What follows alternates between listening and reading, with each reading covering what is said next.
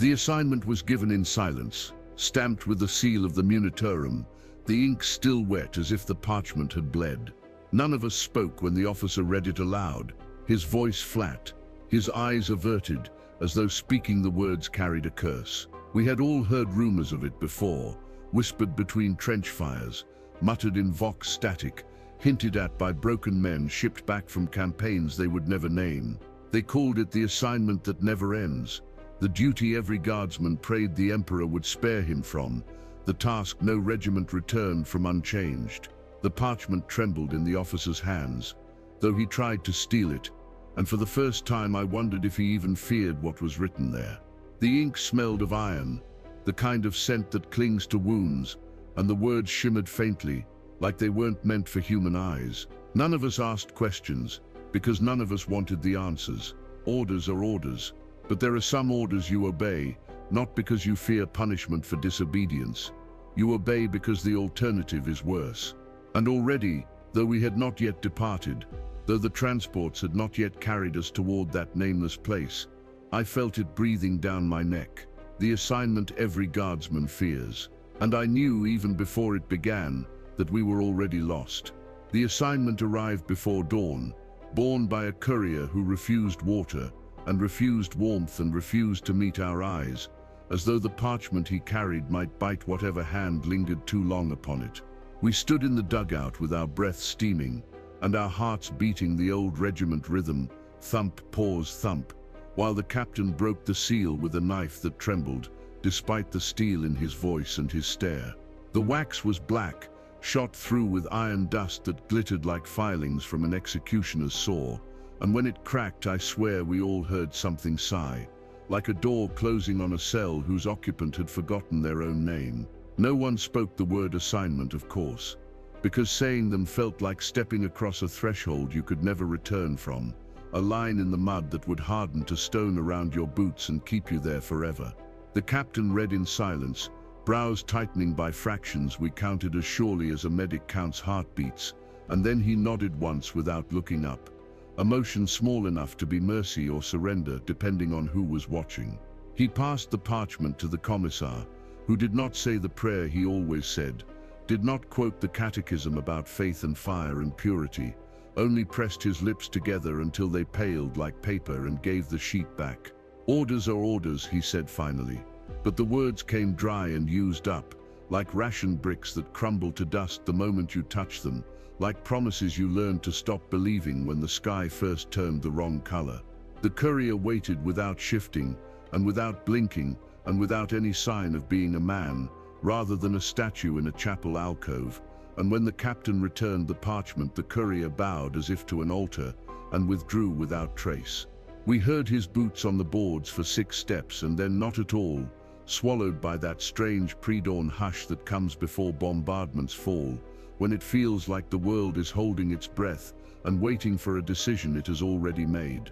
The captain folded his hands behind his back and told us the designation and the coordinates and the hour of embarkation, but not the name of the world, not the objective beyond hold and do not yield under any condition, declared or implied. They call anything a world in the Militarum, but the way he avoided the name made me think this one had too many syllables, or too few, something that sat wrong in the mouth like a prayer to a god you knew was listening too closely. We asked nothing, because we are the Astra Militarum, and questions are for people who believe answers exist, not for people like us whose answers are issued on a strap and stamped with a serial number, and cleaned nightly until the metal shines. I felt it then anyway, the assignment every guardsman fears, not as a phrase but as a temperature drop, a pressure change, a heaviness in the spine, like the first time you realize the trench is a grave that hasn't decided whose yet. We had heard of it in different words from different veterans with differently ruined faces, a duty whispered by men who drank until the bottle forgot them, a deployment that comes with a certain smell you cannot wash from your hands. It is a simple thing, they say. Watch and hold and stand and do not ask. Do not sleep. Do not look away. Do not try to understand. And if you must die, do it in a way that does not inconvenience logistics. Someone laughed, one of the new conscripts with hands too clean and boots too new, and cheeks not yet carved by wind and shrapnel, and the sound was small and hopeful, and very quickly strangled in the look the commissar turned upon him. We began to pack with that practiced quiet born of routine and fear married together, stowing rations and spare power cells and the letters we would never send, rolling our bedrolls with a care that felt like respect for a future we would not use. The storm canvas hummed against the wind as if wanting to speak and ashamed to try. The lamps burned with a thin, unhealthy color, like old fat, and far down the line a vox chattered and coughed and cut itself into ragged little croaks of ruined sound. I strapped on my las gun and ran my thumb along the gouges I had carved into the stock for days survived, for promises kept, for faces remembered when memory tried to drown them, and the wood knew me the way a wound knows the knife that made it. No one prayed aloud, because we had all seen what happened to prayers in places like this, how they steal the heart for a moment, and then open it right up, an invitation written in glyphs anything hungry might read and answer, and come smiling. The medic gave out pills for calm and pills for sleep and pills for pain, all identical and all tasting of chalk and regret, and he told us not to mix them with alcohol, and then handed out the alcohol as if obeying some sacred contradiction. I found myself looking at our banner in its case, threadbare and shot through with burns where bolter fire had licked it, stitched with names of worlds we had bled on, and I wondered if the nameless place would even let a name stick upon it. The captain returned the parchment to its tube with formal care, like tucking a newborn into a crib, and the commissar locked the tube into a chest that had once held sacred relics, and now held something holier because it demanded silence, not songs. The emperor guided us. Someone whispered, and someone else whispered, "Don't," because guidance might mean taking us where the parchment pointed, and though blasphemy burns the tongue sometimes, it saves the throat from swallowing what would kill you faster. We marched before dawn because no one wanted to see the sky decide whether to be day or night. We marched with packs that weighed our sins and boots that argued with every step, and the ground made a noise like teeth grinding themselves down. At the staging field the transports squatted like beetles with their wings folded, black paint eating any light that dared touch it, and the crew moved without speaking, as if their mouths had been sewn shut with filaments of duty and fear. I have learned to listen to silence, learned there are flavors to it, the clean stillness before a morning patrol, and the stale deadness inside a field hospital, and the hungry, sharp quiet that lived around these ships like a sentinel with knives. They led us up ramps that smelled of cold oil and colder prayers, and inside the deck lamps blinked anemic and uncertain, and the straps that should have been supple were stiff like the hands of a corpse that died, gripping the wrong thing too long. We buckled in anyway because we are obedient men, and our obedience is the only part of us that survives campaigns, the armor that does not dent and does not tear, and if it cracks there is nothing underneath but meat and stories already told. The flight was not long in hours, but it was long in thoughts, every minute stretched between two identically unpleasant feelings, the one where you hope something goes wrong before you arrive, and the one where you fear something will go wrong while you wait. The Vox officer tried to tune a hymn and got only a thin whistle that climbed into the bones and started moving furniture around inside them, and he shut it off, and everyone looked grateful for the sort of silence that means you are merely deaf, not haunted. I dreamed with my eyes open, that trick you learn on troop transports, small moving pictures projected on the inside of your skull by fatigue and old fear, and in one of them I saw the parchment again, and the ink was still wet, and it was moving. The commissar closed his eyes and his lips moved, but not in prayer, rather in counting, I think the way men count when the numbers are the last bridge between them and a fall that does not end. 1, 2, 3, 1, 2, 3, like a metronome for terror. Someone vomited into a bag and tied it off, and then kept holding it as if it were a keepsake, and the smell made the rounds, and we all pretended not to notice, because noticing would mean admitting we had bodies, and bodies mean endings. When the turbulence started, it was not the kind that shakes you, not the honest bumps of air that remind you you are a thing that moves through other things, but a sideways pressure, like a big hand pushing at your shadow rather than your skin. The pilot said nothing, and the deck crew said nothing, and we said nothing, and the nothing thickened until it felt like a fog with weight, a fog you could drown in without a drop of water touching your lips, and then the weight passed through us one by one. We landed without ceremony, without announcement, only a change in the vibration of the hull and the flat knock of clamps meeting ground, and the ramp dropped slow as a guillotine that wants you to notice every inch between mercy and execution. Outside, the air smelled like old paper left in a damp cellar, like ink turned to mildew, like breath held too long and then exhaled into a room that has forgotten what lungs are for, and the sky had no color that I could name without making something up. The world had a horizon, but it did not seem to use it, the land fading into the same color as the sky, and under our boots the ground felt dry and also damp, as if the concept of moisture had been misapplied by someone who had only read about it in a book. The captain checked his cron, checked the vox, checked the men, checked the seals on the crates, checked the faith he kept behind his eyes, and then gave us those words we always hear and never believe: secure perimeter, establish communications, await further instruction. There were no birds and no insects and no wind, which should have been a relief, and was not, because even the noise of emptiness sometimes has a tone, and this place had a melody we could not hear but could somehow remember anyway, like a lullaby for the dead. We set our tripods, and our auspex pings and our sensors that measure whether reality is in an obliging mood, and we got back numbers that made the tech priests frown in their private ways, a tilt of a tube here, a longer pause between binharic hissings there.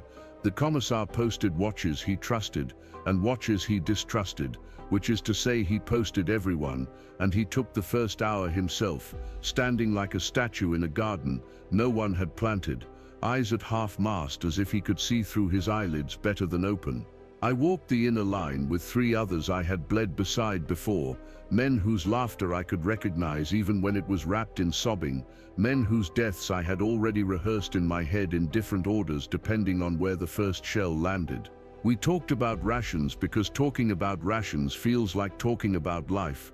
You can measure and exchange and plan, you can pretend that tomorrow will still need you to be hungry, and we made jokes about the taste and the texture and pretended to enjoy pretending. After an hour, the quiet got under the skin like a splinter you cannot find but you cannot ignore, and I realized I was listening for something I did not have words for, like looking for a color you had seen in a dream and could not describe without breaking it. The auspex pinged once with a low warm sound like a hand on a drum that does not want to be struck, and the tech adept rotated a dial and announced a minor fluctuation in atmospheric regularity, which is how people say the air forgot itself for a second and then remembered. The captain had us rotate the watches faster than usual, as if he did not want any one pair of eyes to look too long at the same patch of not quite ground, and the commissar walked behind us slower than usual, as if he did not want to surprise anything by moving too briskly. Night came without changing the light, which is a trick some worlds play to distinguish themselves, and we switched our lenses to the spectrum the auspex suggested, and saw a lot of nothing organized into shapes that might have been meaningful if we were someone else entirely. Someone said it feels like being watched, and someone else said that is because we are watched, and someone else said by whom, and someone else said by the thing that writes orders you do not understand and expects you to become its punctuation without asking where the sentence ends. I lay in my bedroll with my eyes open and my hands folded over my chest the way they taught us once in a chapel before a battle we won and wished we had lost, because victory can be a kind of death that refuses to admit itself for years. The ground transmitted a vibration too slow to be called a tremor, and too steady to be an animal, and too patient to be a machine, and when I pressed my ear to the earth, I heard a sound like paper being turned by a careful finger. In the morning, which is to say at the time designated as morning by chronometers that no longer trusted the sky, the captain read us the addendum to the orders that had arrived on a sub-channel overnight, a paperless paper delivered by a signal that did not cross any obvious distance. Hold the site until relieved, it said, and do not enter the structure, and we looked around and saw only ground and indifference, and the dim outline of hills that might have been dead leviathans sleeping, and someone asked what structure, and the captain said the one not visible to fools. He did not smile when he said it, which mattered more than the words, because the commissar would have shot him for humor at the wrong moment, and because humor would have meant we had something to stand on that wasn't quicksand pretending to be orders and confidence. Tech priests marked the ground with incense and wires, and the skulls of little machines that remember prayers better than people, and the auspices began to chart a shape below us, a hollow with angles that disrespected the idea of right, the idea of left, the idea of corners altogether. We had not come to conquer a city or purge a hive or relieve a siege. We had come to place ourselves atop something that did not want us, to serve as a plug or a lock or perhaps just a mouthful the world had been waiting to test its teeth upon. By the second night a habit had formed where men glanced at their boots after every step, as if expecting the mud to frown back, and I found I did it too. And after a while I did not want to stop because routines are a kind of talisman against the larger shapeless fears. That was when the first voice came over Vox that was not any of ours, a thin rasping thing that sounded like paper rubbed together, saying a set of coordinates that did not match any map, and a word repeated 3 times in a language my bones recognized and my brain did not. The Vox officer snapped to, hands moving in practiced arcs, and he swore channel discipline and scanned and logged and performed all the little rituals we cling to, because they make the void seem like a thing with rules, but the voice slid between those rules like a spill finding cracks. It said my name the way my mother used to say it when she did not want anyone to hear, and for a second I was back under a tin roof listening to rain, and then the commissar took the handset and the voice said his childhood name too, and we both forgot how to breathe. He ordered the set powered down and the tech priest flicked a string of toggles with fingers that clicked, but the voice did not stop because voices like that do not need machinery so much as permission, and once you have granted it by listening, it continues no matter what switches you break. Do not enter the structure, the addendum had said, and now the ground seemed to be teaching us what the structure was by asking questions with vibrations, by spacing stones in a way that encouraged certain footsteps, by aligning the horizon so that our eyes couldn't help measuring something hidden. I was sent with a squad to place sentry mines along a curve the Auspex claimed was a boundary, and as we walked we noticed the curve was not a curve but a series of straight lines that failed to agree with each other, like a quarrel expressed in geometry instead of voices. The mines refused to arm until the prayers were spoken in a cadence we did not know we knew, and the tech priest began to keen in a soft metallic way that made the hair on my forearm stand, and when the green lights finally blinked on they felt like winks rather than warnings. We returned to camp to find the banner case open and the banner gone, though the sentries swore by smoke and oath they had seen no one approach, and the commissar walked the perimeter 3 times with his bolt pistol drawn and his teeth showing as if he expected to bite something. The banner reappeared at dusk, planted in the ground 100 meters beyond the mines, the cloth hanging motionless in air that could not decide whether to move, and we stared at it the way you stare at a photograph of a dead friend taken yesterday by a camera that should not exist. The captain told us to leave it, because retrieving it would mean stepping over a line the orders had written in a handwriting our feet could read even if our eyes could not, and the commissar agreed, which frightened me more than if he had disagreed and ordered us to fetch it at bayonet point. That night the dreams came with a texture to them, not images exactly but the feeling of ink under fingertips, of pages turning themselves slowly and always to the same page, and I woke with the taste of paper in my mouth, and the distinct impression my teeth were full of words. I washed with canteen water that tasted faintly of glue,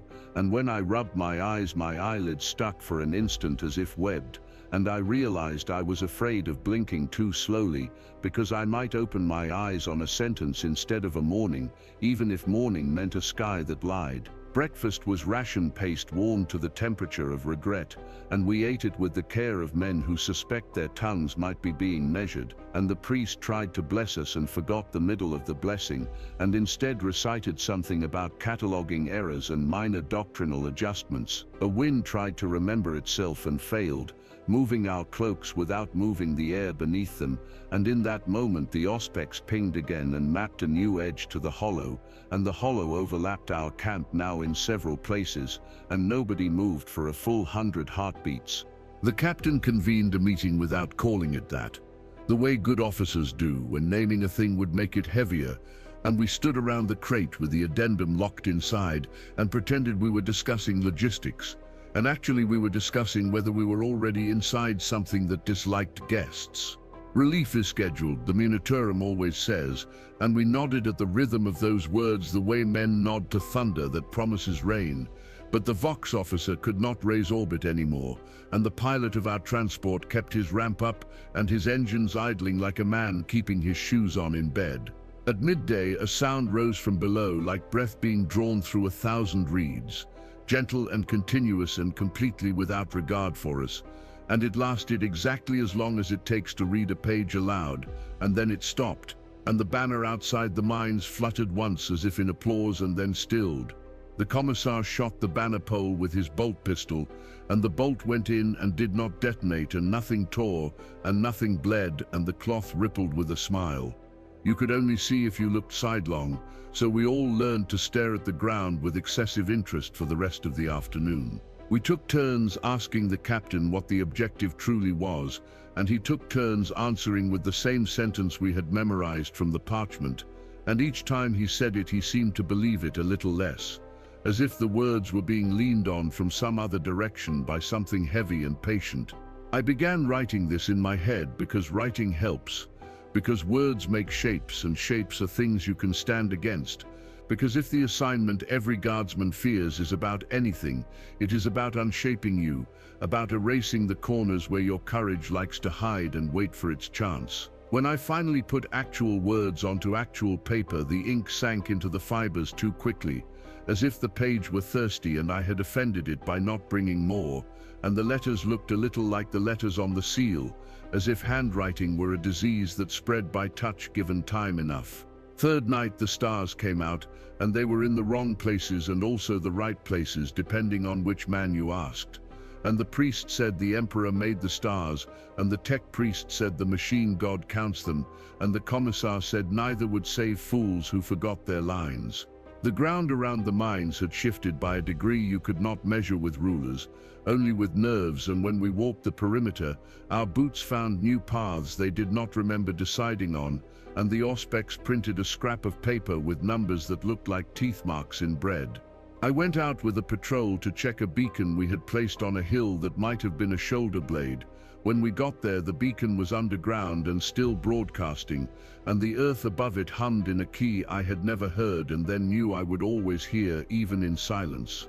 We dug with entrenching tools until the tools felt soft and our wrists felt brittle, and the beacon emerged without dirt on it, dry as a relic kept in a reliquary, and its small screen flickered with letters that rearranged themselves when we tried to read them, offering us words the way a host offers a guest, a seat he does not own. On the way back we passed the banner again, which had moved closer by 10 meters without disturbing the ground where it had been, and the commissar did not shoot it this time but nodded to it as if acknowledging a rank above his own, and that was when I understood despair in a new way entirely. The fourth morning we found the captain awake and already armored, and already speaking in the tone you use when something has happened that cannot be unhappened, and he told us a squad had gone missing between two perimeter ticks that were the length of a prayer and a curse placed side by side. We spread out in pairs with lines clipped to our belts so we would not forget how to return, and the fog rose to the height of a conversation, and sounds came and went in that fog the way memories do when you wake too fast, present and gone and present again, but altered so you distrust them. We found their footprints traveling away from the camp and then angling inward, and then angling inward some more until they overlapped themselves, and the last prints were those of men walking heel to toe, as if along a line painted on the ground, a line we could not see and could not step onto without shaking. The commissar ordered us back before the hour chimed on the cron, which he never does, and as we returned the auspex printed another strip that said in Binharic something about compliance curves, and the tech priest tore it off too hard and the paper made a sound like a small animal being taught a lesson. At mess that evening no one joked, which is how you truly measure fear with guardsmen, and someone asked whether this was a chaos thing, and someone else said no, chaos is hot and loud and stupid and proud.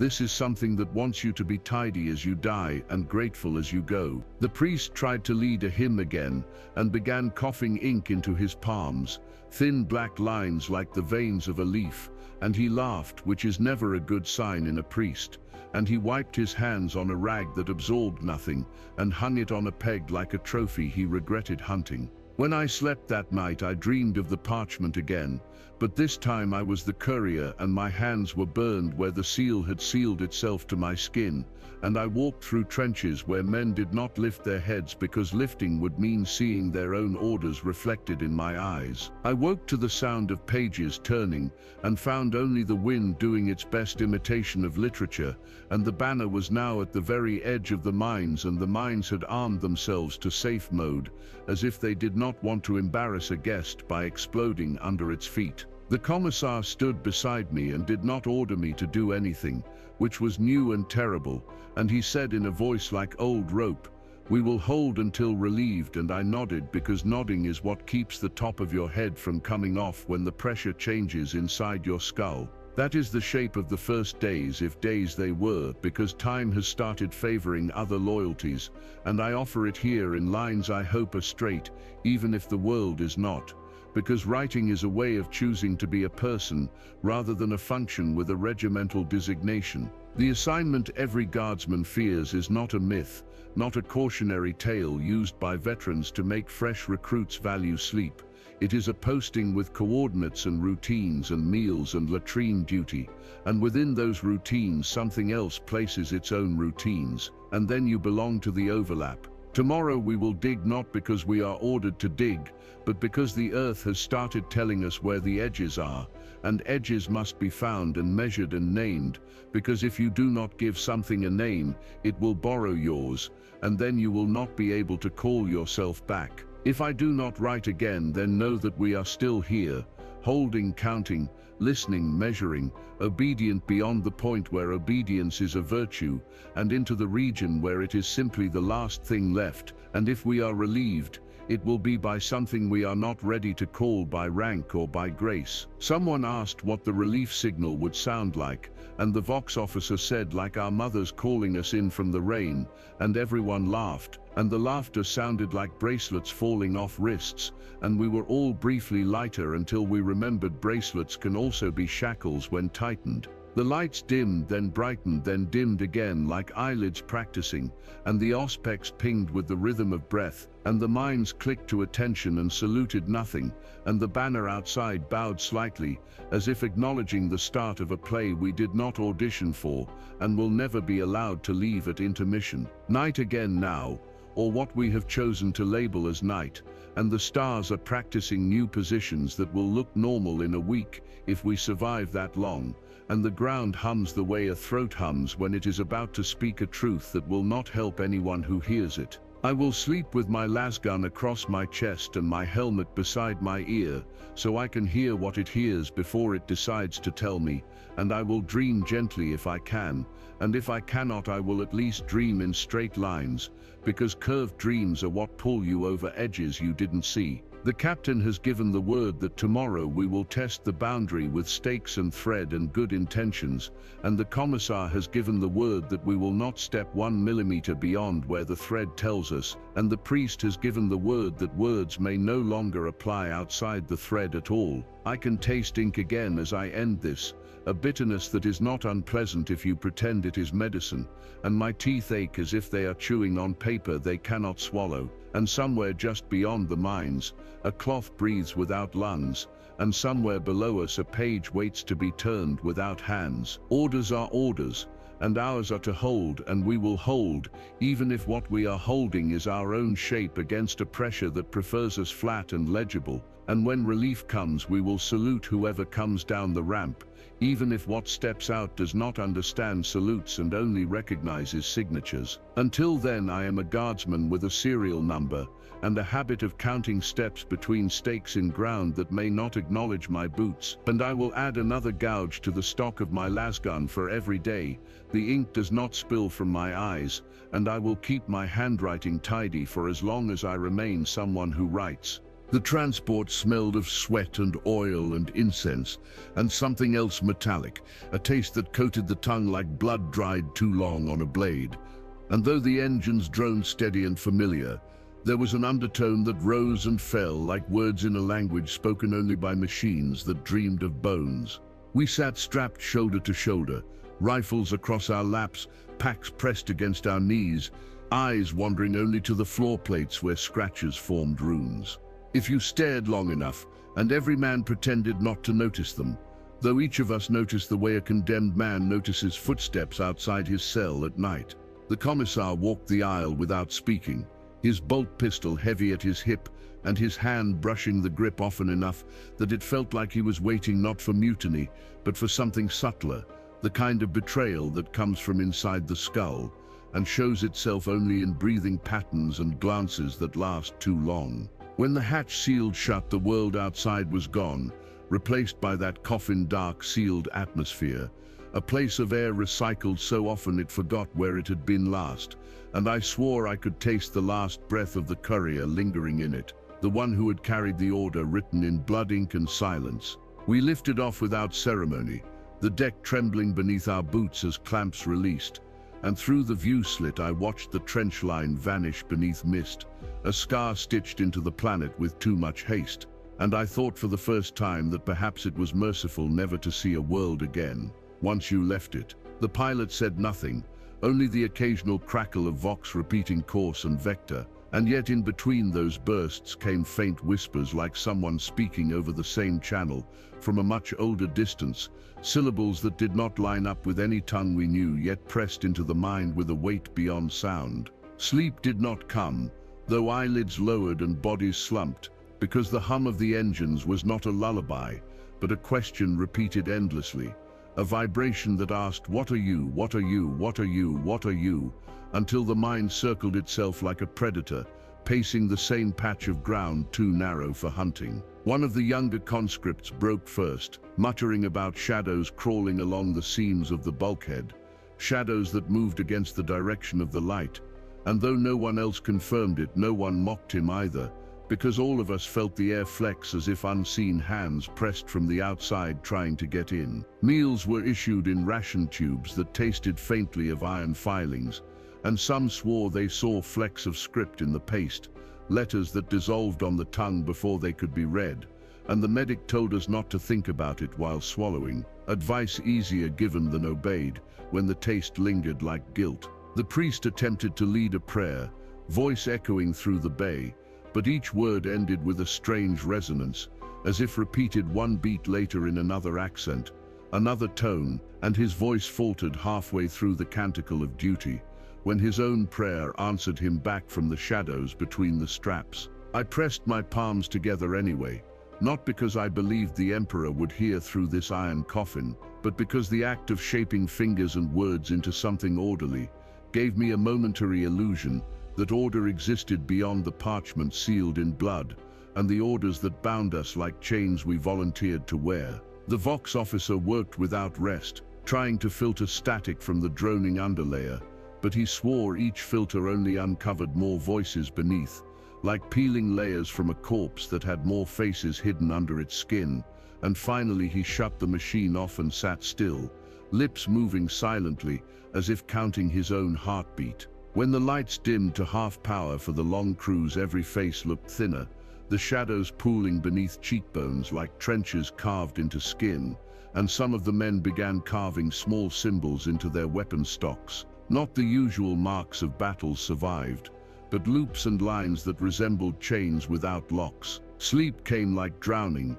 sudden and without air, and in that sleep I dreamed of corridors lined with parchment instead of steel, walls that whispered as my shoulder brushed them, and in every whisper was my name written differently each time, as if testing which version I might answer to when called in earnest. I woke to find the commissar watching me, his eyes narrowed, his hand still on the pistol, and though he said nothing, I realized he had been watching each of us in turn, measuring which man might rise from a dream speaking words not his own, which man might already belong to the assignment before we set foot on the world. The hours blurred, broken only by the shifting of straps, and the mutter of orders passed along like prayers in a cathedral that no longer believed in sermons, and each time the auspex was checked, it showed the same anomaly, a gravitational pulse like a heartbeat too slow to be alive and too regular to be chance. When the pilot finally announced descent,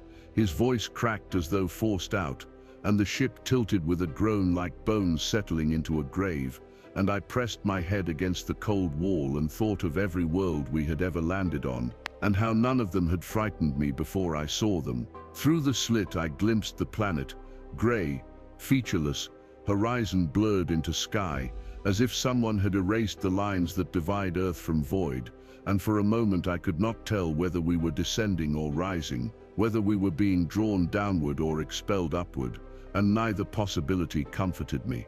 The commissar ordered final checks, his voice steady, but his hand still trembling faintly where it touched the grip, and each man obeyed, though in our eyes flickered the question. No one spoke aloud.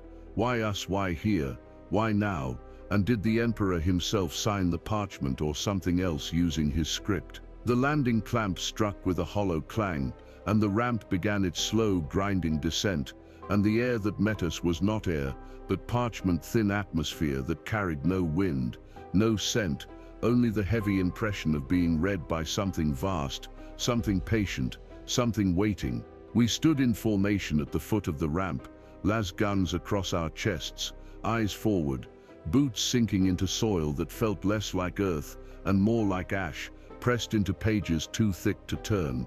And in that moment I realized the assignment Every Guardsman Fears had only just begun, and we were already inside its first sentence.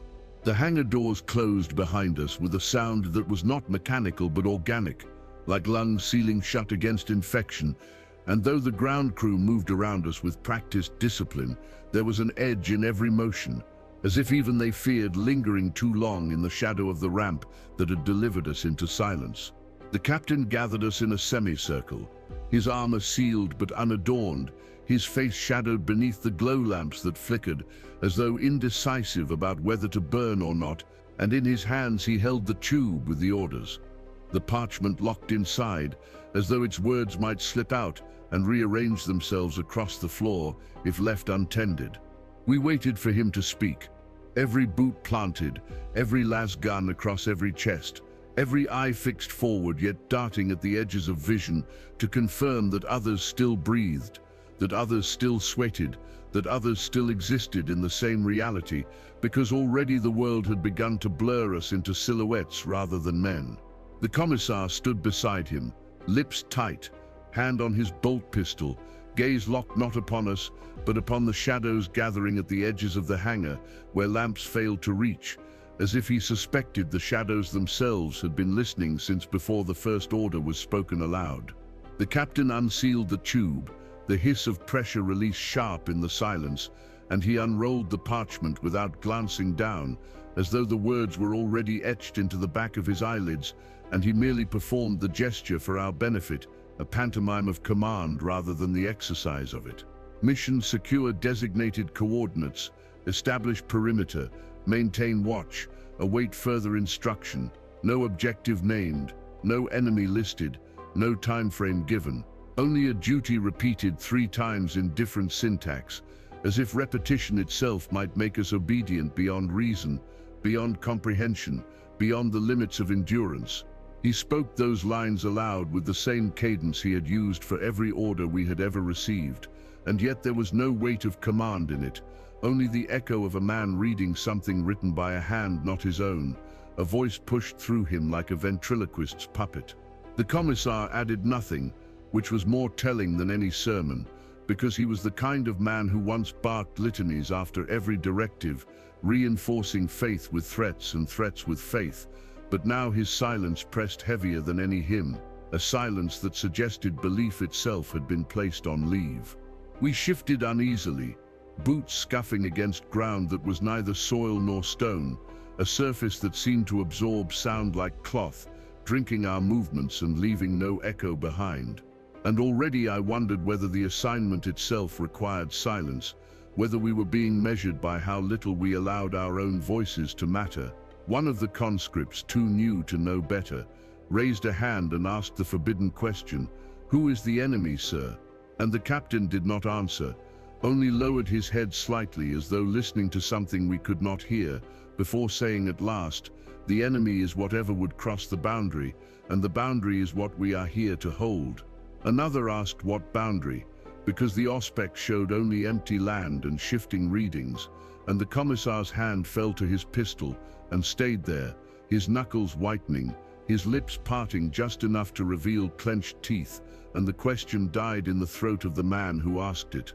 The priest stepped forward then, eager to fill silence with doctrine, but when he opened his book the pages fluttered as though caught in a breeze that touched no one else, and the words rearranged themselves as we watched, glyphs twisting like worms in soil, until the priest snapped the book shut with a cry that sounded almost joyous in its terror.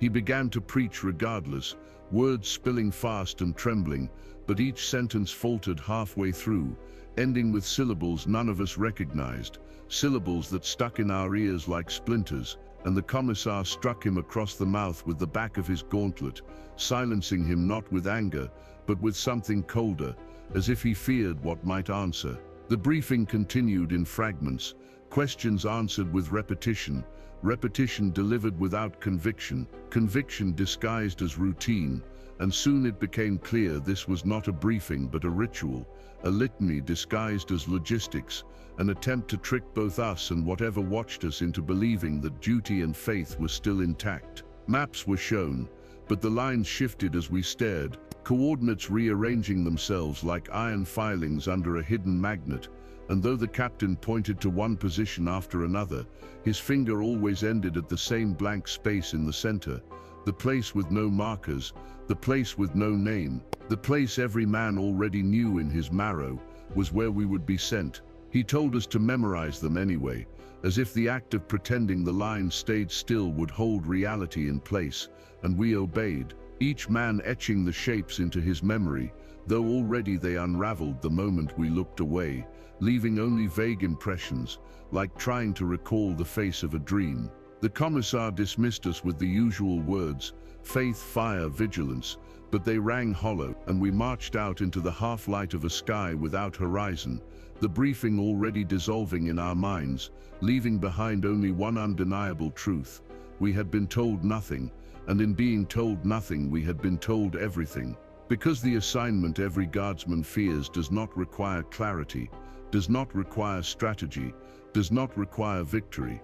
It requires obedience in the absence of meaning, loyalty in the absence of hope, and silence in the presence of something vast enough that even questions become forms of betrayal. We dispersed into our squads, muttering low, and each man avoided the other's eyes, because to meet another's gaze was to risk recognition, to risk sharing the suspicion blooming like mold in every chest, that the briefing had not prepared us, had not armed us, had not informed us, but had instead initiated us into something we could neither accept nor refuse. The auspex pinged again in the distance, its paper readout curling as it printed symbols, not sanctioned by Mechanicus lexicons, and the tech priest tore it free, muttering in binary prayers that stuttered like broken machinery.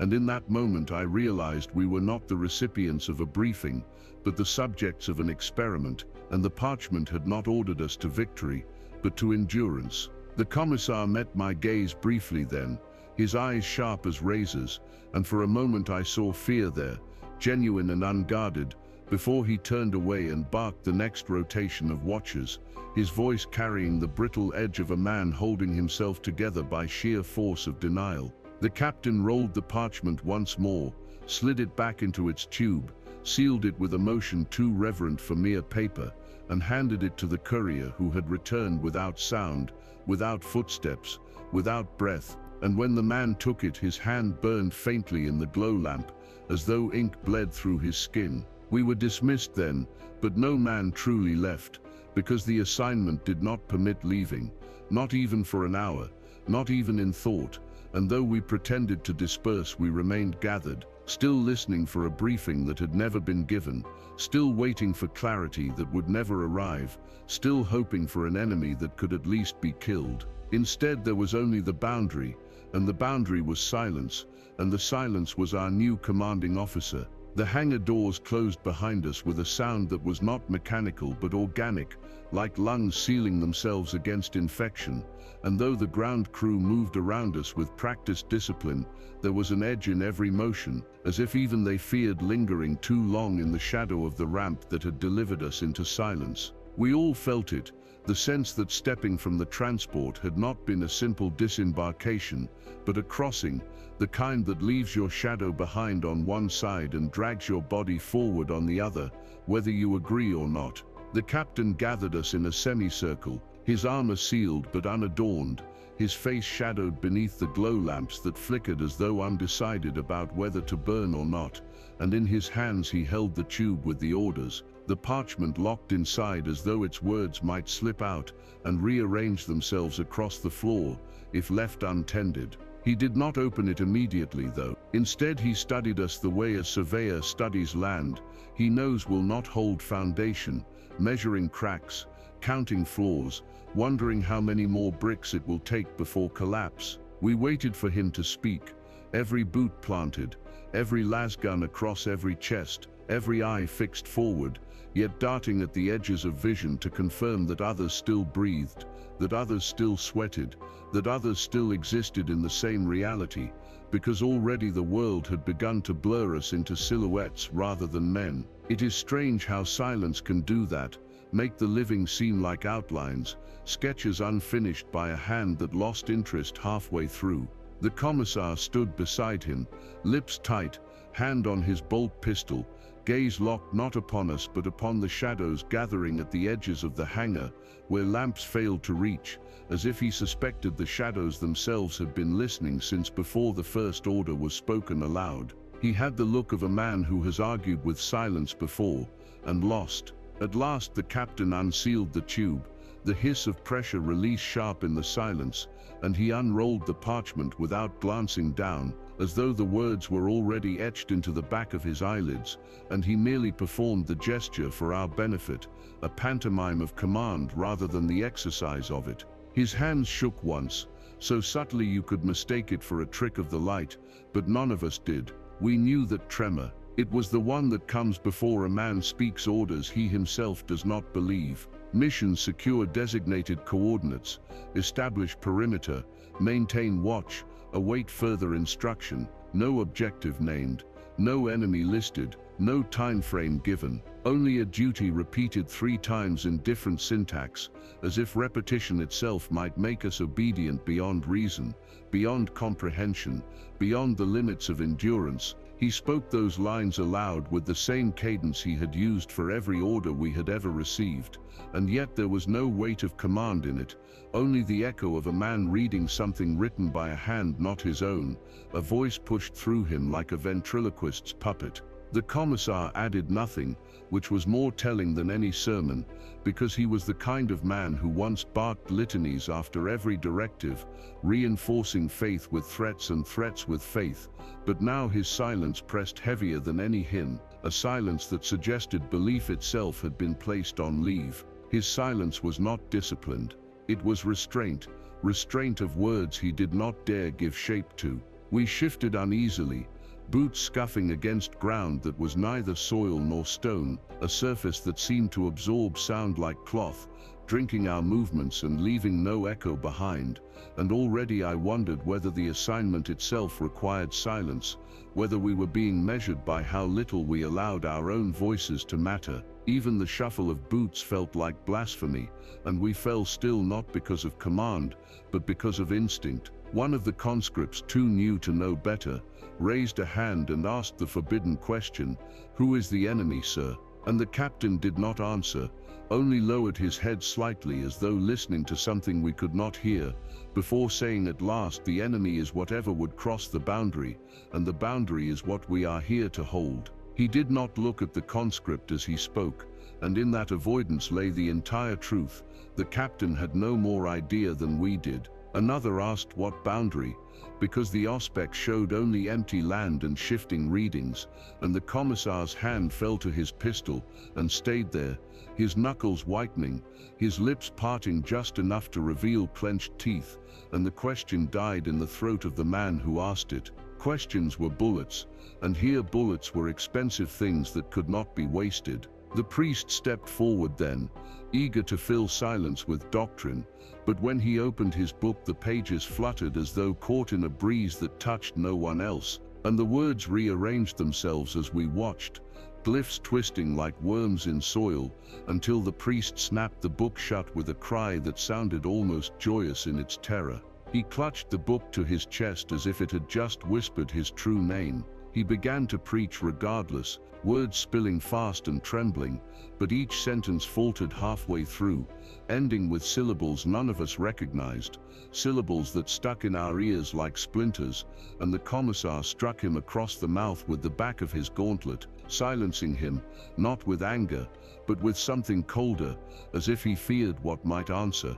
The priest staggered, blood at his lip but still smiling faintly, as if he had glimpsed a scripture older than salvation. The briefing continued in fragments, questions answered with repetition, repetition delivered without conviction, conviction disguised as routine, and soon it became clear this was not a briefing, but a ritual, a litany disguised as logistics, an attempt to trick both us and whatever watched us into believing that duty and faith were still intact. The words washed over us like water over stone, carving grooves without cleansing anything. Maps were shown, but the lines shifted as we stared, coordinates rearranging themselves like iron filings under a hidden magnet, and though the captain pointed to one position after another, his finger always ended at the same blank space in the center, the place with no markers, the place with no name, the place every man already knew in his marrow, was where we would be sent. The blank space grew larger, the longer we looked, swallowing details around it, until it seemed less like a missing piece and more like the true heart of the map. He told us to memorize them anyway, as if the act of pretending the lines stayed still would hold reality in place, and we obeyed, each man etching the shapes into his memory, though already they unraveled the moment we looked away, leaving only vague impressions, like trying to recall the face of a dream. Even the tech priest's memory coils stuttered, printing out strings of characters that bled into one another like ink on damp parchment. The Commissar dismissed us with the usual words, faith, fire, vigilance, but they rang hollow, and we marched out into the half-light of a sky without horizon, the briefing already dissolving in our minds, leaving behind only one undeniable truth: we had been told nothing, and in being told nothing we had been told everything. For ignorance itself was the true uniform of this assignment, the only clothing permitted on this world. Because the assignment Every Guardsman Fears does not require clarity, does not require strategy, does not require victory, it requires obedience in the absence of meaning, loyalty in the absence of hope, and silence in the presence of something vast enough that even questions become forms of betrayal. To ask was to fail, to understand was to die, to obey was the only posture allowed. We dispersed into our squads, muttering low, and each man avoided the other's eyes, because to meet another's gaze was to risk recognition, to risk sharing the suspicion blooming like mold in every chest, that the briefing had not prepared us, had not armed us, had not informed us, but had instead initiated us into something we could neither accept nor refuse. A man can survive without food longer than he can survive with that suspicion unshared, and yet none of us dared share it. The Auspex pinged again in the distance, its paper readout curling as it printed symbols not sanctioned by Mechanicus lexicons, and the tech priest tore it free, muttering in binary prayers that stuttered like broken machinery. And in that moment I realized we were not the recipients of a briefing, but the subjects of an experiment, and the parchment had not ordered us to victory but to endurance. We were no longer soldiers, we were instruments, The commissar met my gaze briefly then, his eyes sharp as razors, and for a moment I saw fear there, genuine and unguarded, before he turned away and barked the next rotation of watches, his voice carrying the brittle edge of a man holding himself together by sheer force of denial. His fear did not comfort me, it only confirmed what I already knew, that if he broke, we would break faster.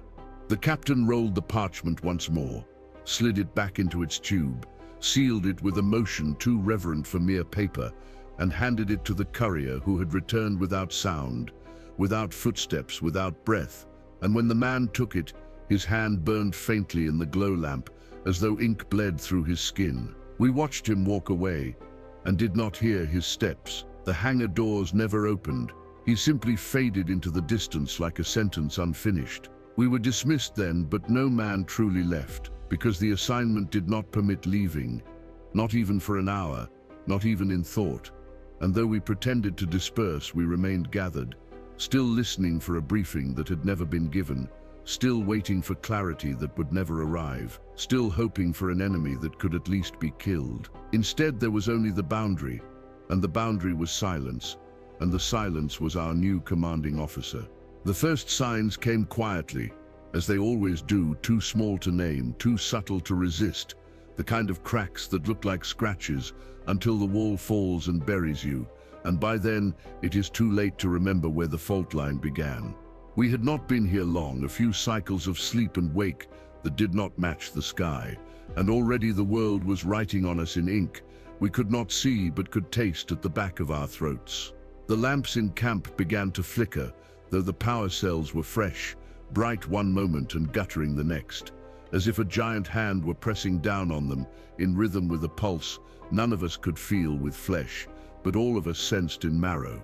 The tech priest checked circuits and prayed to the machine god, his voice breaking into metallic stammers as though his own tongue had begun to sync with the lights, but no error revealed itself, no fault line declared. The lamps continued their breathing. Our rations tasted wrong on the third day. Not spoiled exactly, not rotten, but altered, as though some unseen hand had replaced the flavor with a memory. When I chewed the protein brick, I tasted bread from my childhood, bread I had not eaten since I left homeworld, bread that should not have been remembered this vividly. Another man swore his ration tasted of his mother's stew. Another said he liked wine from a celebration he had long forgotten. Some smiled at it, grateful for the memory given flesh. Others spat into the dirt, horrified at the theft of privacy. That night, dreams came sharper. Not dreams of battle or memory, but of things without faces, things that wore our voices wrong, things that asked questions without mouths. I saw my squad standing in formation inside a hollow that pulsed like a throat, and when the captain gave the order to fire, our rifles were books, and each page burned with letters I could not recognize yet somehow obeyed. I woke with my throat raw as though I had been shouting those letters all night. The vox static grew worse. It had once been a hiss, the usual blanket of sound that fills the gaps when silence threatens, but now it carries threads, thin voices slipping through cracks, syllables arranged like beads on a string. The vox officer swore he heard a call for reinforcements, coordinates whispered in the exact voice of a man who had died beside him 2 years past. He nearly answered.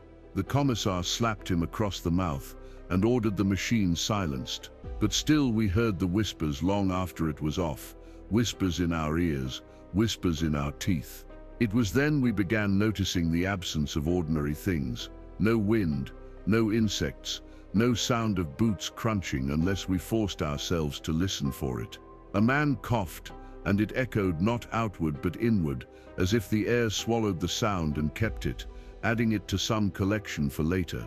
The medic grew concerned not because we coughed, but because he said he no longer trusted the way lungs worked here, as if they were inflating on borrowed permission.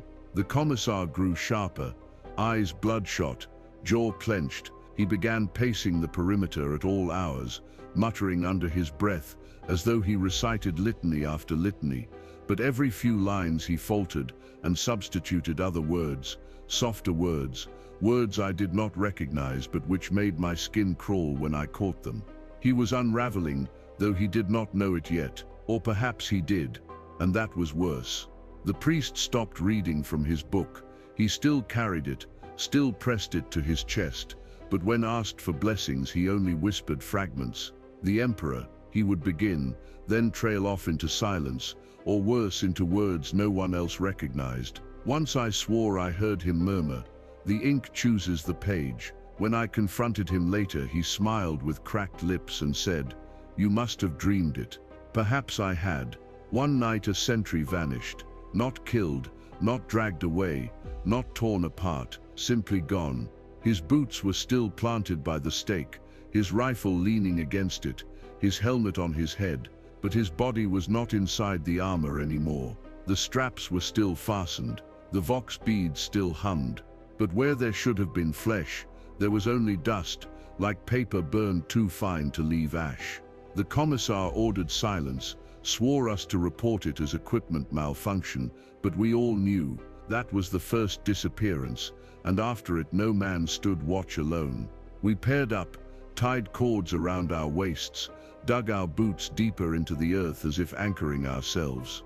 But the fear was not of being taken while alone, it was of watching a man vanish beside you, his shape collapsing into dust, while his shadow lingered on the wall for one heartbeat too long before fading. And that fear had not yet happened, but it would. We all knew it. The captain gathered us again in the same semicircle, the parchment tube in his hands once more, though no new orders had arrived. He unsealed it anyway, unrolled the same sheet, read the same words in the same cadence. Mission secure, establish, maintain, await. He repeated them 3 times, and each time his voice grew more mechanical, less human, as though he himself had become the parchment. And though the words were unchanged, they landed differently in us now. They felt heavier, as though each repetition added a weight no spine could hold forever. When we dispersed this time, no man dared speak. Even muttering felt dangerous. The silence had grown too thick, too attentive, a silence that was no longer emptiness but presence. And in that presence the first signs had finished blooming. The assignment Every Guardsman Fears had begun in truth. The landing zone was marked on the auspex with coordinates that shifted every time we looked at them. But the captain ordered us forward anyway, boots pressed into soil that felt not like soil but like parchment soaked in old water, springing back underfoot with a spongy texture that left no true prints, as though the ground resented the idea of memory. We marched in silence, the commissar pacing at our flank, hand brushing the grip of his pistol in steady rhythm, a motion less about readiness than reassurance, as if the cold of the weapon's steel was the only thing anchoring him against the pull of this nameless place. His lips moved, but no words emerged, and I suspected even his prayers had abandoned vocabulary. The horizon did not hold still. Shapes rose and collapsed, hills growing tall, and then flattening as though the world were breathing beneath its skin, and what passed for mountains at a distance revealed themselves as folds of something soft, their ridges patterned not with stone but with grooves that looked like handwriting writ too large to read. We tried not to look directly at them, but eyes are traitors, and they strayed. The priest stumbled once, clutching his book so tightly his knuckles bled, whispering that the ground beneath us was blasphemy made flesh, a scripture too vast for mortal tongues. The commissar silenced him with a glare, but the priest's words lingered in all our ears, and when I pressed my boot harder into the earth, I swore it flexed as though unwilling to be trampled. We established a perimeter the way doctrine dictated, planting stakes, stringing cord, setting sensors and mines, though the ground refused to hold them steady. Stakes tilted when we turned our backs, cords hung slack as though something had chewed them. The auspex refused to chart a perfect circle, instead scribbling lines that bent inward, forming spirals that made no sense but which felt horribly intentional. The air itself carried a weight, not heavy like humidity, not thin like high atmosphere, but watchful. Each breath dragged against the throat like cloth pulled too tightly, as if each inhale was permitted only after the world decided it would not crush us just yet. And when we exhaled, the mist of our breath lingered too long, shapes forming briefly in the air before dispersing. I swore to myself formed words, though I could not read them. It was then that the first patrol ventured beyond the line, ordered to scout the surrounding terrain. 6 men, veterans all. They stepped past the final stake with discipline, lasguns raised, eyes sharp. They did not return. No scream, no burst of gunfire, no Vox report. The Auspex registered their presence one moment, and nothing the next. Only their shadows remained on the ground for a full 10 minutes, stretched unnaturally long, twitching in silence until they too faded. The captain ordered another patrol, smaller this time, but the commissar overruled him, face pale, voice cracking. To send more would be to feed the assignment too quickly. Better to conserve men, even if conserving meant paralysis. That was the first time I saw them argue. That was the first time I realized command had no unity here. The rations we opened at midday tasted worse. Not memories this time, but absence. A paste without texture, without flavor, without weight. We swallowed, but our stomachs remained empty, as though the food dissolved into air. Hunger began to gnaw, a hunger sharper than battlefield deprivation. It was not the hunger of the body. It was hunger planted into us by the world itself. The Vox crackled again, and the voice came clearer this time, speaking in a cadence that mirrored the captain's own, repeating the orders we had been given, but in an older, heavier, as though the parchment itself had found its voice. Secure, establish, maintain, await. The commissar smashed the set to silence it, but still we heard the words inside our skulls, vibrating in the hollows of our bones. Night fell without change in the light. The sky simply dimmed by degree, until shapes became indistinct and shadows stretched into infinity. We lit lanterns, but the flames flickered without smoke, as though unwilling to prove their own existence. And beyond the line, something moved, shapes walking where no wind stirred, silhouettes without bodies. None approached, they only watched. We slept in shifts, each man lying awake longer than his watch, unwilling to close his eyes while the horizon bent. I dreamed again of pages turning, but this time the page was the land itself, curling beneath my boots, flipping me from one side to the other, until I stood upside down, lasgun in my hands, and I realized I was no longer guarding the world but being read by it. In the morning the banner was there again, planted just outside the mines, its fabric unmoving in the still air, its sigil twisted slightly, as though rewritten. The captain ordered it ignored. The commissar aimed his pistol, then lowered it. None of us volunteered to retrieve it. None of us wanted to touch what had touched it. That was the landing zone, not a place to secure, not a position to hold. It was a mouth, waiting, and we were already inside its first breath. The marches began at dawn, though dawn was a word without meaning here, for the sky shifted only in shades of gray, 1 degree lighter or darker, as if painted by an indecisive hand, never committing to day or night, only stretching the hours into an unbroken sameness that dulled thought and sharpened dread. The captain ordered squads to patrol outward, circling the landing zone in expanding arcs, mapping the ground, charting the horizon, anchoring ourselves to something measurable, because soldiers without measures are not soldiers at all, but cattle awaiting slaughter. We set out in silence, not the silence of discipline, not the silence of ritual, but the silence of necessity, because sound traveled strangely here, carrying too far one moment and collapsing into nothing the next. Words bending back into the throat, or stretching thin across distances until they returned to us warped, spoken back in voices that were ours, and yet not ours. We did not test it often. We learned quickly that the speech was an invitation. The earth beneath our boots grew softer the farther we walked. Not mud, not sand, but a texture that flexed beneath the weight of us, each step sinking as though into cloth stretched over water. The Auspex registered it as solid, but our instinct said otherwise, and when we pressed a stake down it vanished quicker than it should have, swallowed without splash or sound, leaving no mark of its passing. The commissar insisted on measured formation, squads spaced at proper intervals, rifles ready, eyes scanning the horizon, but his voice cracked each time he repeated the order. The syllables stretched thin as if the air itself refused to carry them. His face tightened more with every march, the iron mask of authority fraying at its edges. I saw him glance over his shoulder too often, as though he expected something to follow just behind, too close to see without mirrors. The priest marched among us, lips moving silently, clutching his book closed, refusing to open it now. He would not meet our eyes. When asked what he prayed, he muttered, "Those words still mean what they mean." No one pressed him further. Some truths are better left coiled behind the teeth. Our auspexes struggled.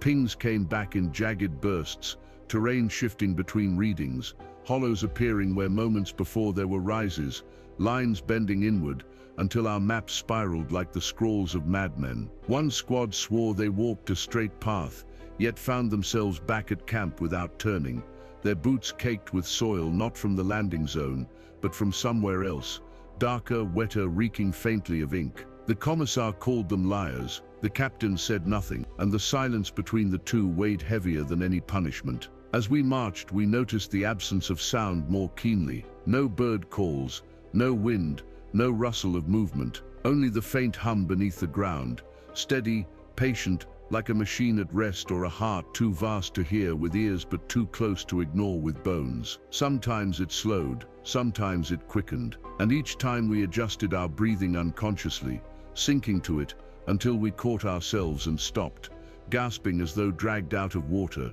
It was during the third march that we saw the first figures, shapes in the distance, indistinct, too far to identify, yet close enough that they should have been visible in detail. They moved slowly, in lines as if marching themselves, but when we blinked they stood still, frozen like statues. We raised rifles, but no orders to fire came, and in the next heartbeat they were gone. Only the horizon remained, bent slightly where they had stood, like a page dog-eared by a reader marking a passage. Whispers returned on the vox, this time not words, not instructions, but the sound of boots on stone, boots marching in perfect unison. Our boots, every step we took echoed back on the channel, half a second late, as if another company marched just behind us in mimicry, their pace flawless, their silence absolute. The commissar ordered the set destroyed. The Vox officer hesitated, clutching it like a child, and in that hesitation the echoes said his name. He smashed it himself then,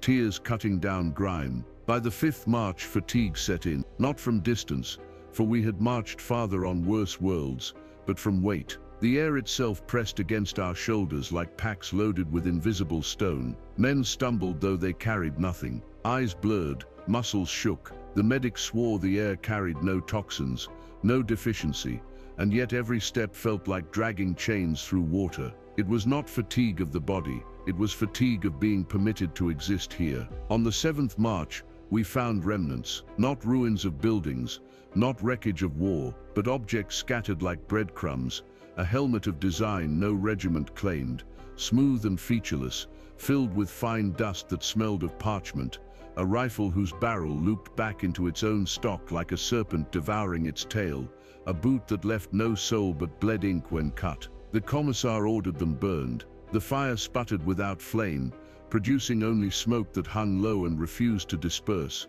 curling in letters that no one could read. Night fell on the 8th march. We had not meant to be out that long, but the path refused to lead back. Landmarks shifted. The cord we laid as guide knotted itself and ended at our own feet. We camped where we stood, torches lit, backs against one another, shapes gathered at the edges of light again, closer this time, unmoving, patient. We dared not fire. We knew instinctively that to fire was to acknowledge them, and acknowledgement was the first step toward invitation. When sleep came, it was shallow, brittle. I dreamed I marched still, my boots striking parchment, my rifle heavy with words instead of power cells. I dreamed my squad had no faces, only books for heads, pages fluttering open to reveal names. My name repeated again and again, each iteration slightly different, as though trying on variations until one fit. I woke with the echo of it still in my ears, certain my comrades had heard it too. The morning brought no relief. The Auspex pings showed the camp ahead, but when we arrived it was not ours. The layout was identical, the stakes in place, the cord strung, but the rifles leaning against posts were not ours. The helmets resting on crates bore marks we did not recognize, and the corpses slumped in the mud, wore uniforms identical to ours, but stained with ink instead of blood. The commissar ordered us away at once. We obeyed without question. We returned hours later, though we had marched in a straight line. Our own camp awaited us, familiar, intact, yet I could not shake the feeling that the other camp still existed, parallel, watching. Perhaps we had crossed into it, and then back again. Perhaps it was only a page turned too early. Perhaps it was waiting for us to forget which was real. The captain said nothing of it. The commissar spoke only to order double watches. The priest sat in silence, his book unopened, his lips dry, whispering the same line again and again. Do not be legible. The words made no sense, yet they stuck like barbs in the ear. The marches continued, silent, endless, shifting, each step in a book we could not stop reading, each step a sign we pretended not to see, and all of us knew the first signs had been warnings. The marches were the test, and the Assignment Every Guardsman Fears had only just begun to turn its pages. The first disappearance happened without sound, without struggle, without warning, as though silence itself reached out and claimed what it had been hungry for all along.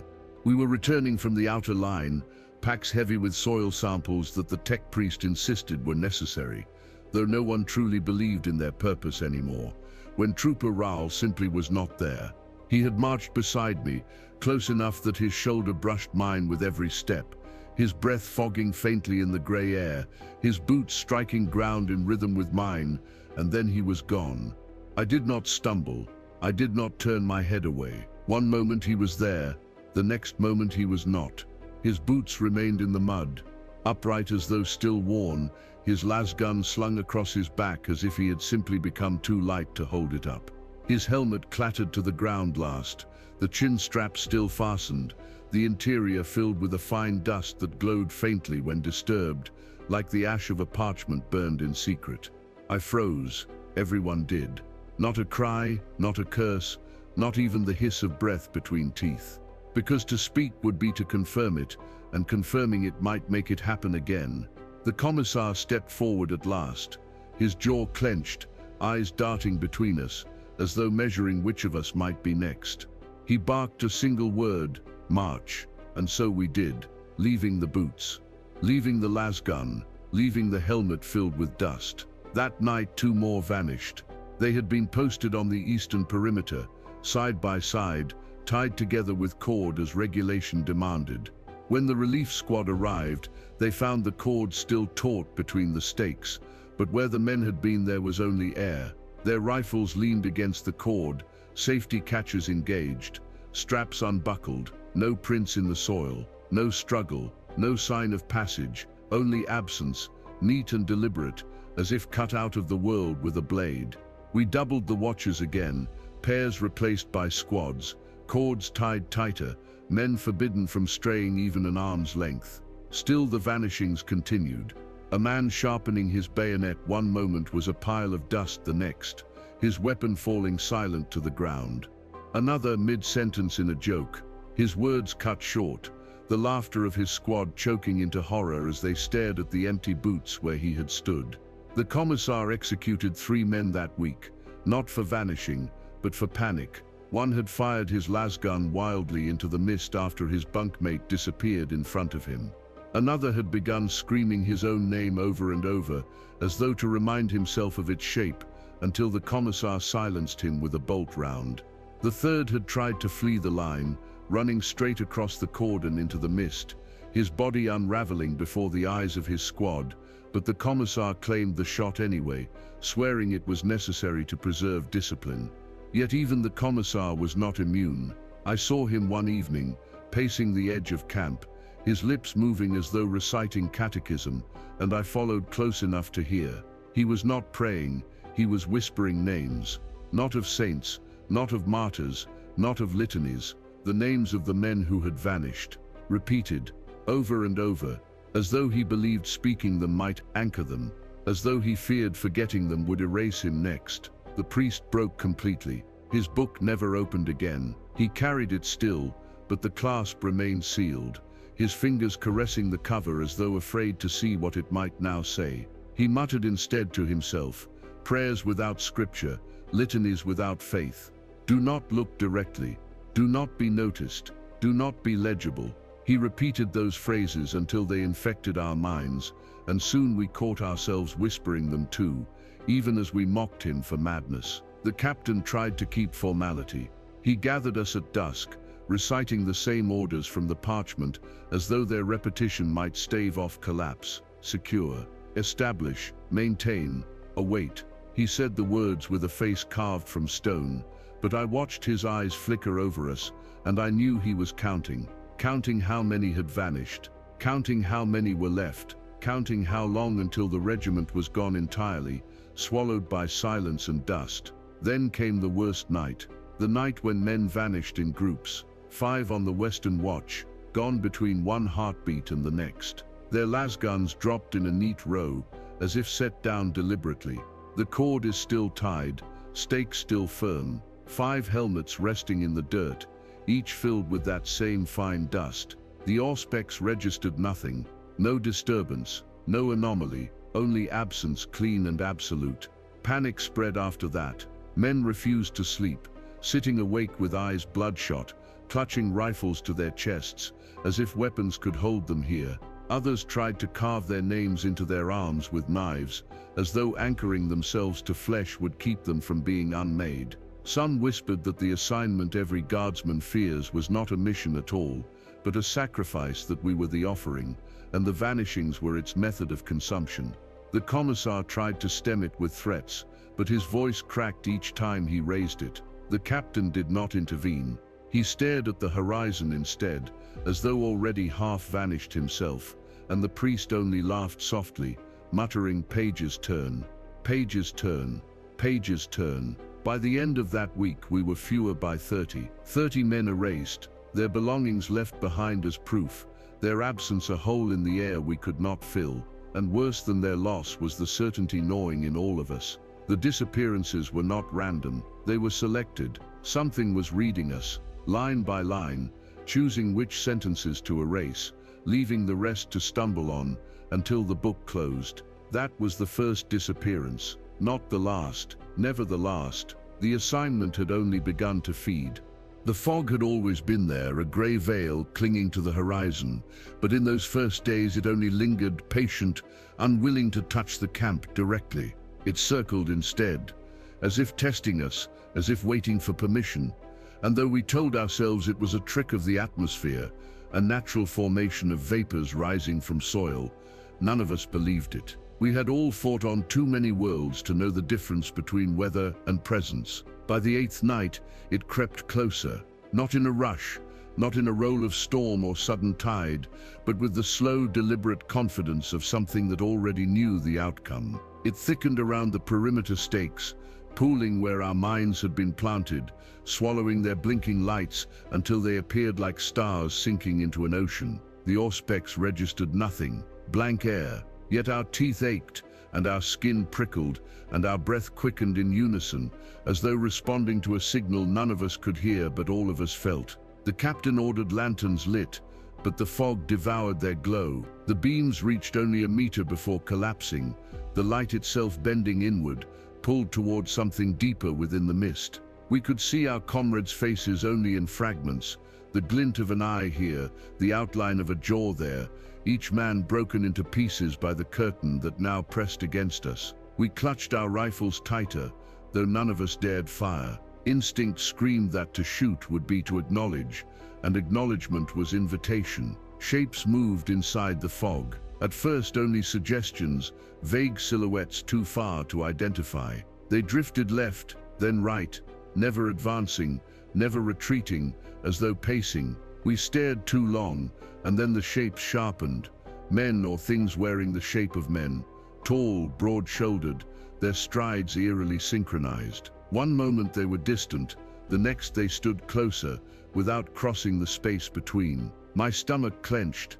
Distance meant nothing to them. One of the conscripts broke then, whispering, "I see them." His voice was thin, desperate, and the commissar shot him through the throat before he could say more. Not for cowardice, not for disobedience, but because words spoken aloud gave the fog something to use. The commissar's hand shook afterward, and I swear I saw him mouth the same words silently to himself.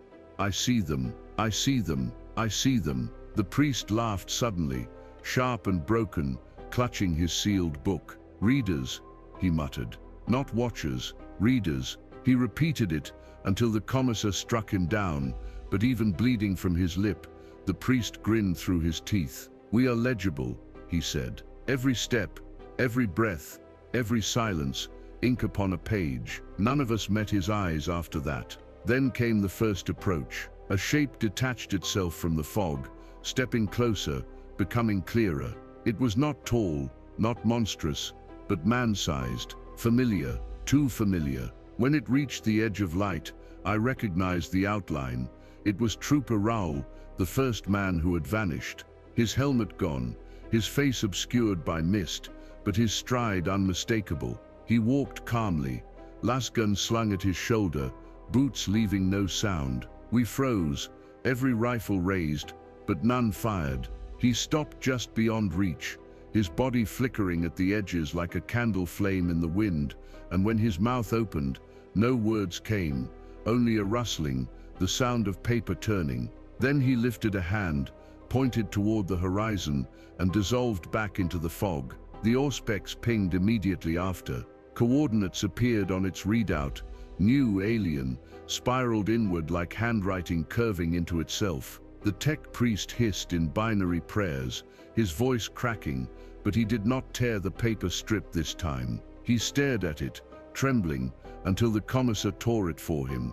The coordinates lingered in our minds anyway, burned there like scripture we had been forced to memorize. That night men refused to sleep. The fog pressed closer, spilling between tents, coiling around rifles and boots, sliding into nostrils and mouths as we breathed. We sat awake, weapons in hand, listening to the sound of pages turning, sometimes near, sometimes far, sometimes inside our own skulls. And then came the whispers, not over Vox this time, not in dreams, in the fog itself. Voices rose and fell, layered, overlapping, each one carrying the same cadence as orders spoken by our captain. Secure, establish, maintain, await. The fog spoke our mission back to us, word for word, in voices stolen from men who had vanished. Raoul's voice, the others, all of them, woven together into a chorus. One man, too exhausted to resist,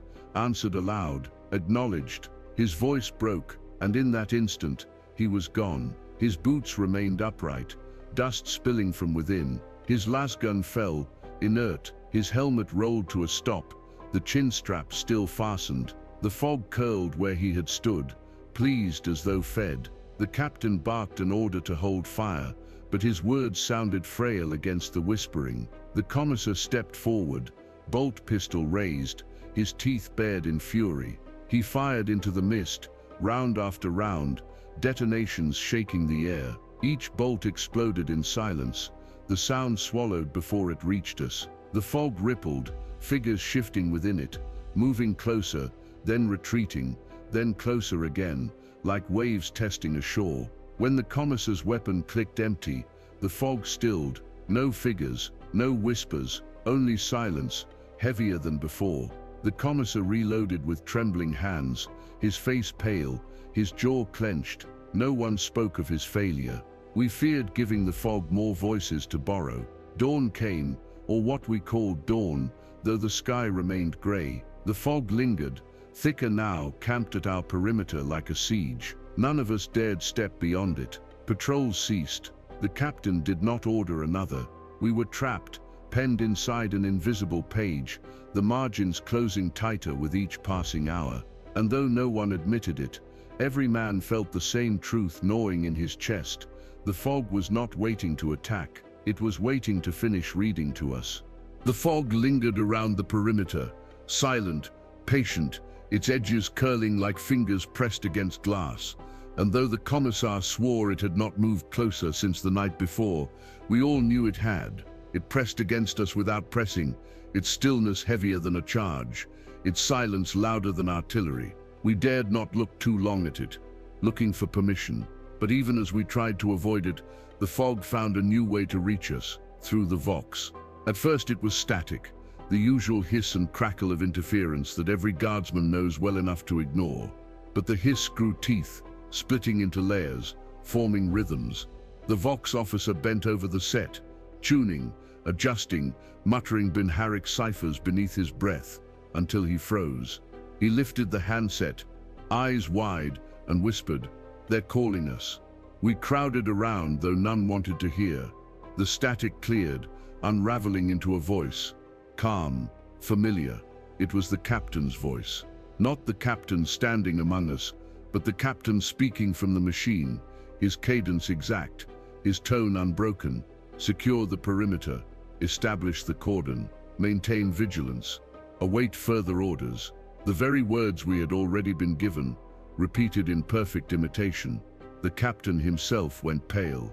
He took the handset, demanded identification, but the voice only repeated his own words back at him, syllable for syllable, as though mocking him. Then it said something else, something we had not heard before. Prepare for relief. Relief inbound. Every man froze. Relief, the word burned like sunlight through clouds. We knew it was a lie, but still we wanted to believe. The commissar snatched the handset and barked curses into it. His threat spat like bolter fire. The reply came instantly, his own voice echoing back, every word repeated perfectly, including the curse. He dropped the handset as if it had bitten him, and the Vox officer scrambled to shut the set down. But even when it went dark, the voices lingered in the room, not from the machine, from the walls, from the air, from inside our skulls. That night, it grew worse. Each squad reported the same thing, orders arriving over the Vox, delivered in voices of the men who had vanished. Rahl's voice told us to hold fire. The Eastern squad heard Corporal Vey, missing 3 nights past, ordering them to advance beyond the line. The Western squad swore they heard their mothers' voices, calling them home for supper. No 2 messages were the same, but all carried weight, all demanded action. One squad obeyed. They marched into the fog. Their cord went taut, then slack. The Auspex registered their life signs fading, one by one, like candles snuffed by careful fingers. Their rifles returned an hour later, carried out of the fog by hands we could not see, set neatly in a row beside the mines. Not a word spoken, not a sound made. Gifts returned after payment was taken. The captain forbade further responses to the Vox, but forbidding words is not the same as silencing them. Men heard anyway, in sleep, in waking, in the spaces between. They muttered orders in their dreams, voices borrowed from comrades, their lips moving in perfect mimicry. When shaken awake, they swore they remembered nothing. The priest worsened. He sat with his book unopened, whispering phrases to himself, his voice trembling with reverence. Scripture is not written in ink. Scripture is written in us. Pages turn, pages speak, pages command. When the commissar struck him again, the priest only smiled, blood dripping from his teeth, and said, "You cannot strike the page. You only strike the reader's hand." The commissar began walking with a permanent snarl, bolt pistol always drawn, his finger twitching against the trigger, as though firing at shadows only he could see. He shot one of the Vox sets entirely, shredding it into fragments. Yet even with the set destroyed, the voices persisted, echoing through helmets, through Auspex readouts, through the breath between words. Destroying machines did nothing. The distortion was no longer contained. Paranoia bloomed like rot. Every order was questioned, every command doubted. Men glanced at the captain and wondered if his voice was truly his. When he ordered patrols, some obeyed, others hesitated, waiting for confirmation, fearful that the voice speaking was only a copy, an echo. A distortion slipped into our ranks. The commissar shot hesitation where he saw it, but his executions no longer quelled the fear. They proved it. If he could doubt voices, why couldn't we? On the 5th night of distortion, a squad mutinied. They dragged the Vox officer into the open, accused him of transmitting the voices of treachery. They smashed his tools, tied his hands, beat him until his face was pulp. He swore he was innocent. He swore he heard them as we did. He begged for the Emperor's mercy, but when he screamed, the fog screamed with him. His voice echoed 100-fold until it drowned the night. The commissar executed all of them. Their bodies lay in a line at the edge of camp, their mouths still open in silent cries. I stopped listening to the vox after that, but silence is no shield. The voices came anyway, whispering in rhythm with my breath, sliding between my own thoughts, until I could not tell where mine ended and theirs began. Hold, await, secure, maintain, prepare. Always commands, always imperatives, never explanations, never why. On the 7th night, the captain stood before us, his voice steady, though his hands shook. He repeated the orders from the parchment as always: secure, establish, maintain, await. But as he spoke, his voice doubled. The fog echoed him in perfect cadence, syllable for syllable, louder, heavier, drowning his flesh and blood tone, until he fell silent, lips moving uselessly. The fog finished the order for him, and we obeyed it, because obedience was all we had left. The vox distortion had become more than interference. It was authority now, a second chain of command, and no man among us knew which voice to follow. The commissar had always been the fulcrum of our obedience, the iron weight that balanced duty against despair, the man who stood where faith failed, who reminded us with bolt pistol and litany that fear of the Emperor outweighed fear of anything else. For weeks he had executed without hesitation, silenced doubt with a shot, broken panic with a lash, maintained the ritual of authority, even as the fog pressed closer and the vox distorted voices into parodies of command. But fear corrodes silently before it cracks, and we began to see the fissures in him long before he admitted them, long before his mask slipped, long before we realized he was no shield at all, but only another man being read line by line until nothing remained. It began in his eyes, not the wildness of a broken man, not the blankness of the condemned, but a constant flicker, as if he expected something to leap from the edge of vision. He paced always, never still, his boots dragging trenches into the soil, his fingers never leaving the bolt pistol's grip. He muttered under his breath more often, but the words no longer sounded like catechism. They were names, names of the vanished. He repeated them in order, as though cataloguing them, as though if he stopped, he too would be erased. We pretended not to hear, but we all did. At night, lying awake, we could hear him pacing outside the tents, whispering through clenched teeth, Ralve, Astin, Torvin, Yell, and on, names carved into his throat. Once he stopped mid-sentence, his voice breaking, and when he resumed, he spoke in two voices, his own and another, layered beneath, repeating the names with him, slower, heavier, as though the fog had begun to keep its own record. The first true crack came during a briefing. The captain stood with the parchment tube, reciting orders as always: secure, establish, maintain, await. The commissar interrupted, his voice sharp, louder than the captain's, demanding silence. He shouted that those words were no longer ours, that they belonged to something else, that repetition only strengthened the reader. He tore the parchment from the captain's hands and tried to burn it. The flame caught briefly, but the paper did not blacken. It glowed faintly instead, letters shifting, until he dropped it, screaming, clutching his hands as though scalded. The captain restrained him, or tried to, but the damage was done. Every guardsman had seen it. The commissar's authority broke. His faith faltered.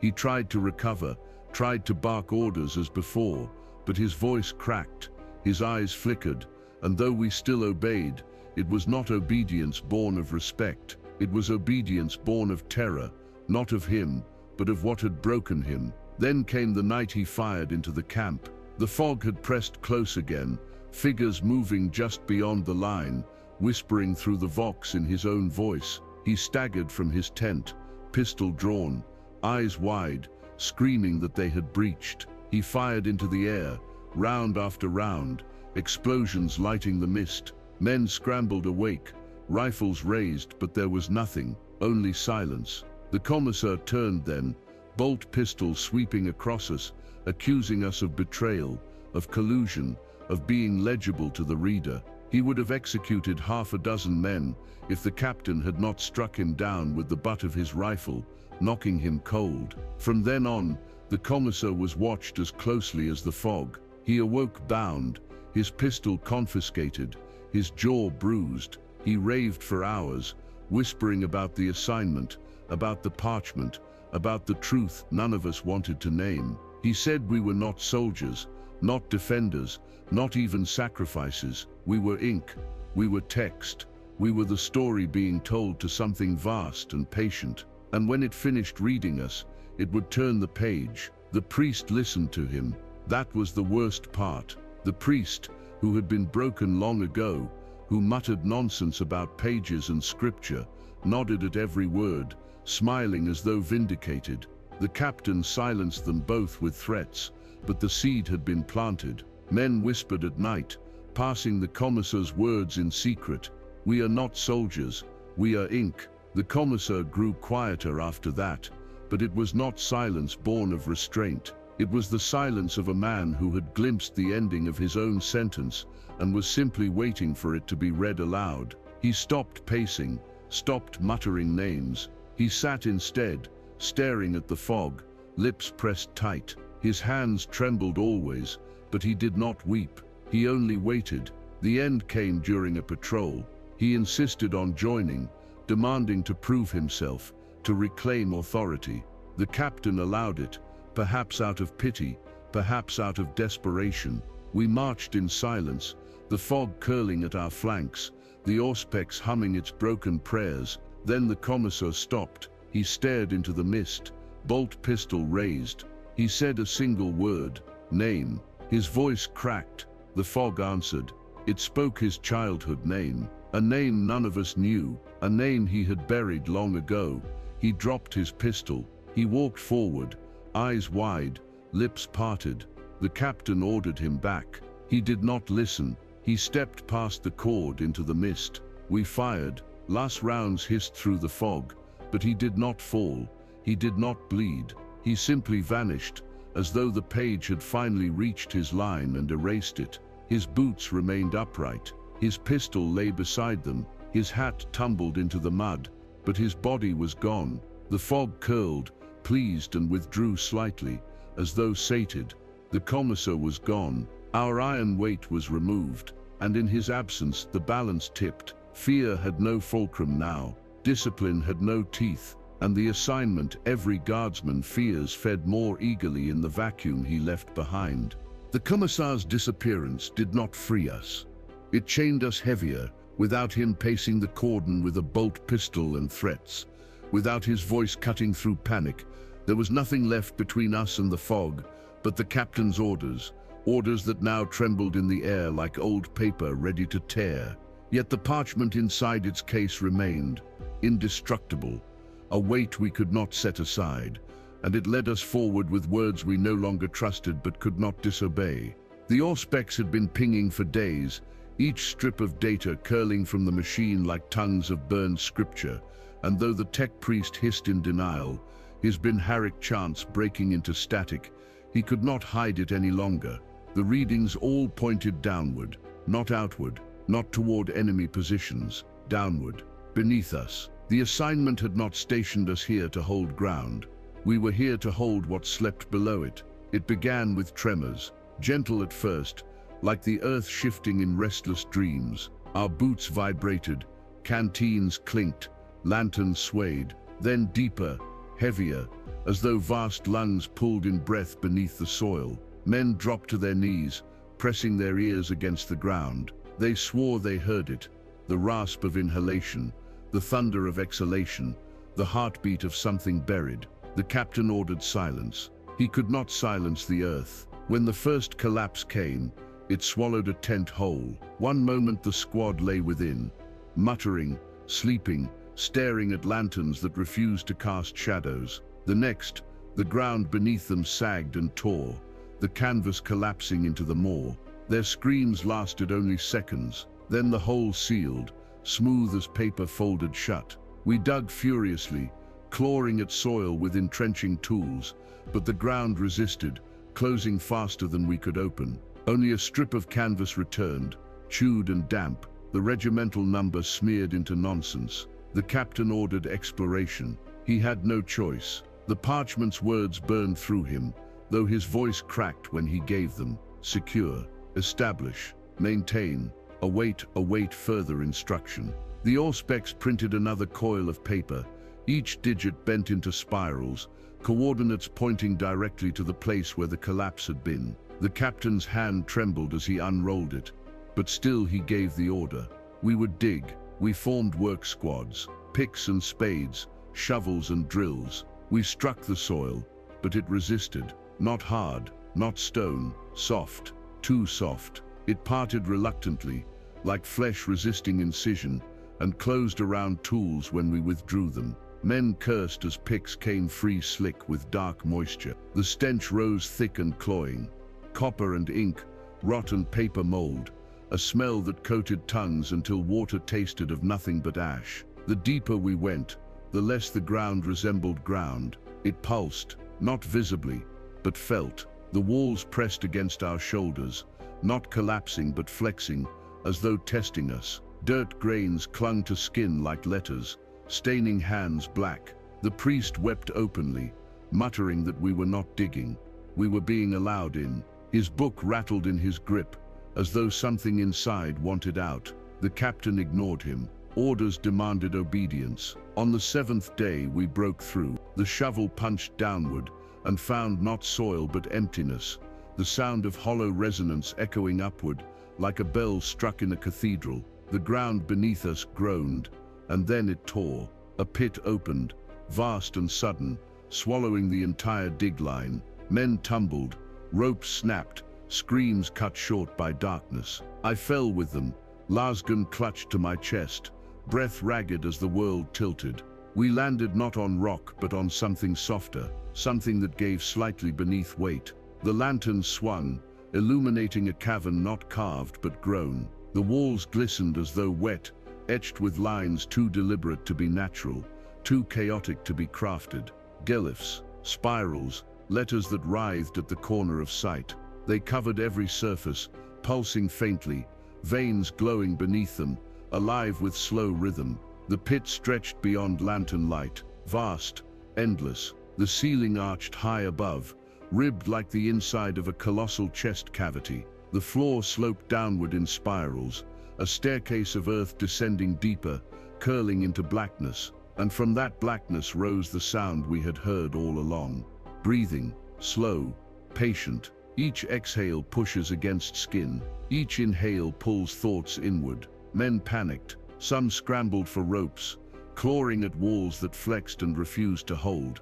Others screamed litanies, voices shaking, words echoing back wrong. One trooper fired his lasgun into the dark. The bolt hissed, striking glyphs on the wall. They flared bright red, screaming silently, and then dimmed.